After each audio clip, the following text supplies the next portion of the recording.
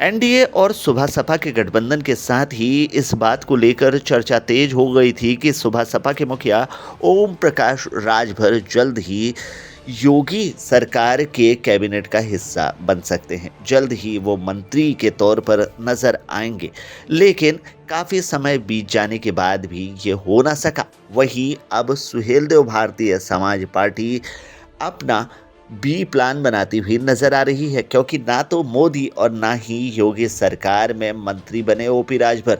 अब सुबह सपा के प्लान बी से बीजेपी में उथल पुथल मचने जा रही है और सुबह सपा 2024 के लोकसभा चुनाव को लेकर विसात बिछाने की तैयारी में जुट गई है। आपको बता दें कि सुहेलदेव भारतीय समाज पार्टी ने 2024 के लोकसभा चुनाव को लेकर अपनी तैयारियों को जोर देना शुरू कर दिया है। एनडीए का हिस्सा बनी सुबह सपा ने 2024 लोकसभा चुनाव में कुल 5 सीटों पर चुनाव लड़ने की इच्छा जाहिर की है। इनमें उत्तर प्रदेश में 3 और बिहार में 2 सीटें शामिल हैं।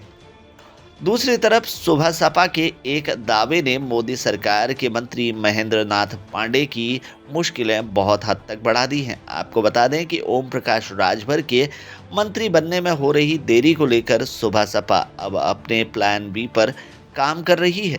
दरअसल सुबह सपा के राष्ट्रीय अध्यक्ष ओम प्रकाश राजभर के लगातार प्रयासों के बाद भी मंत्री बनने की संभावनाएं दिन ब दिन कम होती जा रही हैं।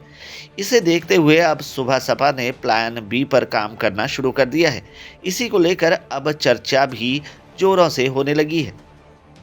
ओपी राजभर इस लोकसभा चुनाव में यूपी की चंदौली लोकसभा सीट से चुनाव लड़ सकते हैं। उधर सुबह सपा ने यूपी की जिन 3 सीटों पर चुनाव लड़ने का दावा ठोका है, उनमें चंदौली लोकसभा सीट भी शामिल है। ओपी राजभर के बेटे अरुण राजभर ने एक समाचार पत्र से बातचीत के दौरान बताया कि ओम प्रकाश राजभर चंदौली सीट से चुनाव लड़ सकते हैं। उन्होंने बताया कि चंदौली सीट पर हमारे 3.5 लाख वोटर हैं।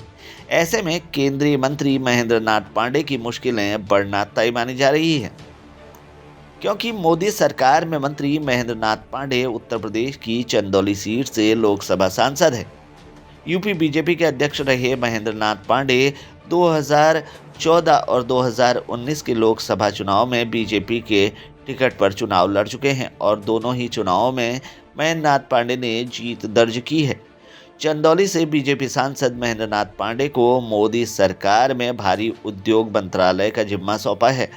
देखने वाली बात यह होगी कि क्या बीजेपी अपने ही मंत्री महेंद्र नाथ पांडे का टिकट काटकर चंदौली सीट पर अपनी सहयोगी सुबह सपा को ये टिकट मुहैया करवाएगी। अगर यह सीट सुबह सपा के खाते में जाती है तो फिर क्या महेंद्र नाथ पांडे को किसी दूसरी सीट से चुनाव लड़ाने का मौका मिलेगा या नहीं।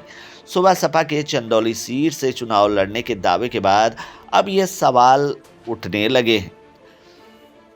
सुबह सपा के एनडीए में शामिल होने के 6 महीने से ज़्यादा का वक्त हो गया है। एनडीए का हिस्सा बनने के बाद सुबह सपा मुखिया और पूर्व मंत्री ओम प्रकाश राजभर योगी सरकार के कैबिनेट मंत्री बनना चाहते थे। इसी के चलते ओपी राजभर कई बार मंत्री बनने की तारीख भी बता चुके हैं।